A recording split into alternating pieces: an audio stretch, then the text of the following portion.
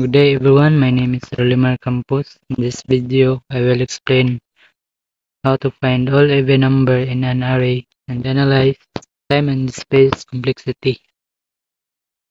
Example: array of integers. Example given: 21, 4, 7, 5, and 2.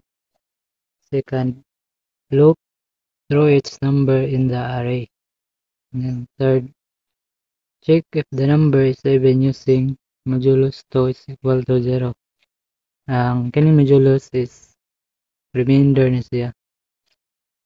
Magamit og modulus para makuha ang remainder kay i-divide man ang kining naa sa array nga mga numbers. Example, 4 divide 2. Butang lang 2 times 2, 4. So 4 minus 4 equals 0. So 0 man ang yung remainder, so even siya. Tapos ang second example, 5 divide 2.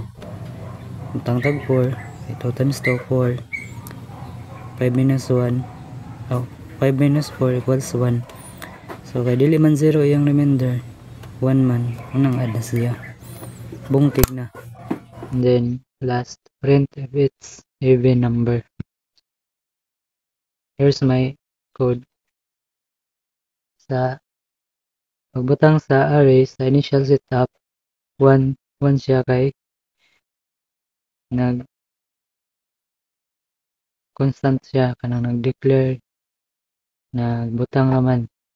And then look through the array, 10 siya kay mag-loop man siya. Tapos check if num modulus 2 equal to 0 for each element. So n gyapon siya kay kada loop niya i-check man niya ang number nga nasa sulod sa array kung even ba siya or odd. And then print the even number. The condition is true, n gyapon siya. So nganong na n man na n siya kay naman siya sa sulod sa for loop. Magbase siya, mag-agad siya sa kung pila ra ang nasa sulod sa array, kung pila ra kabuok ang even number. So, ang time complexity 1 plus n plus n plus n equals 3n plus 1. So mo ni ang output. Okay. Wala namang kung nagbutang og empty nga array.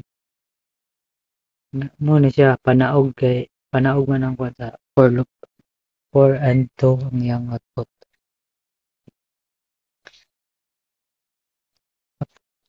There is a time complexity. After ignoring lower order terms, we get 3, and after ignoring constant, we get n. Hence, order of growth is n, time complexity is O of n. O of n ang time complexity niya.